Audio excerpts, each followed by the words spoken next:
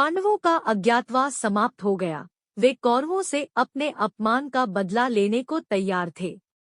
अभिमन्यु और उत्तरा के विवाह पर अनेक राजा उपस्थित हुए। श्री कृष्ण के कहने पर विराट के राजदरबार में आमंत्रित सभी राजाओं की सभा बुलाई गई। श्री कृष्ण ने सभी को कौरवों के अन्याय की कथा सुनाई तथा पूछा कि पांडव अपने राज प्राप्ति के लिए प्रयत्न करें या कौरवों के अत्याचार सहते रहें। महाराज द्रुपद ने पांडवों का समर्थन किया जबकि बलराम ने उनका विरोध किया। सबकी सहमति से दुर्योधन के पास दूत भेजने का निश्चय किया गया। युद्ध की तैयारी। पांडव युद्ध की तैयारियां करने लगे। वे पांचाल और विराट सेना के साथ कुरुक्षेत्र के पास शिविर लगाकर ठहरे। कौरवों को इसका पता चल गया तथा वे भी विभिन्न राजाओं को अपने पक्ष में करने के लिए निमंत्रण भेजने लगे। यादवों को अपने अपने पक्ष में करने के लिए दुर्योधन और अर्जुन स्वयं गए। जब वे दोनों श्री कृष्ण के शयनकक्ष में पहुंचे तो वे सोए हुए थे। अर्जुन उनके पैरों की ओर तथा दुर्योधन सिर की ओर बैठ गए। आँख खुले पर कृष्ण ने पहले अर्जुन को देखा तथा बाद में दुर्योधन को। उन्होंने दुर्योधन को अपनी नारायणी सेना दी तथा स्वयं अर्जुन के साथ रहने का वायदा किया तथा युद्ध में शस्त्र न उठाने की प्रतिज्ञा भी की। पांडवों के मामा शल्य पांडवों की सहायता के लिए चल पड़े। रास्ते में उनके स्वागत की व्यवस्था दुर्योधन ने की, जिसे देखकर शल्य बहुत प्रसन्न हुए तथा दुर्योधन ने उनको प्रसन्नता के बदले अपने पक्ष में कर लिया। कुरुक्षेत्र में उन्होंने पांडवों को बताया कि वे कौरवों के साथ रहने को वचनबद्ध हो गए हैं।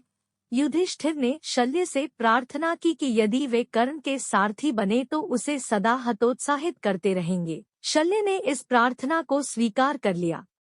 दुर्योधन ने शांति प्रस्ताव लेकर आए दूत को कहला भेजा कि वे युद्ध के बिना सुई की नोक के बराबर भी जमीन देने को तैयार नहीं है। युधिष्ठिर की सलाह पर श्री कृष्ण पुनः दुर्योधन के पास शांति प्रस्ताव लेकर गए कि पांडव केवल 5 गांवों से ही संतुष्ट हो जाएंगे।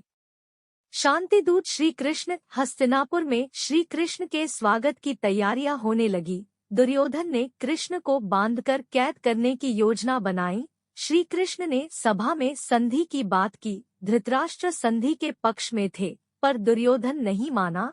वह श्री कृष्ण को बांधने के लिए आदेश देने लगा, पर भीष्म अत्यंत क्रुद्ध हो उठे। दुर्योधन ने कहा कि कृष्ण दूत का काम नहीं कर रहे हैं, अपितु पांडवों का पक्ष ले रहे हैं।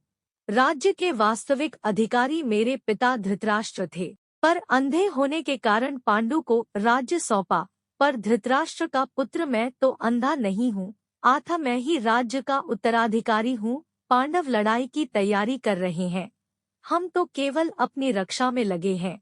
कर्ण, दुशासन और शकुनी आदि ने दुर्योधन की बात का समर्थन किया। कृष्ण ने कहा कि वह पांडवों को केवल 5 गांव ही दे दें तो भी युद्ध टल सकता है, पर दुर्योधन इसके लिए भी राजी नहीं हुआ। श्री कृष्ण दुर्योधन को धिक्कारते हुए सभाभवन से बाहर निकल गए।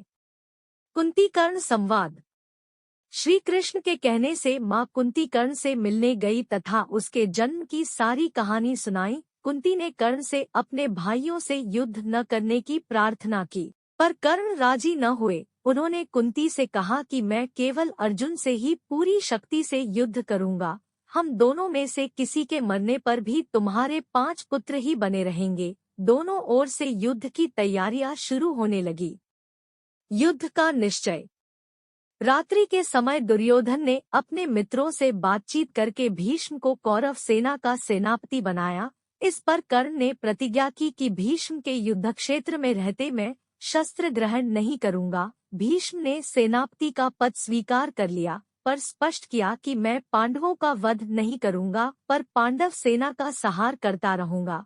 इसी समय भगवान वेदव्यास धृतराष्ट्र से मिलने आए। धृतराष्ट्र ने वीरों की वीरता सुनने की इच्छा प्रकट की। व्यास ने संजय को दिव्य दृष्टि प्रदान की तथा धृतराष्ट्र से कहा कि यहाँ बैठे बैठे वे युद्ध का सारा समाचार जान सकेंगे।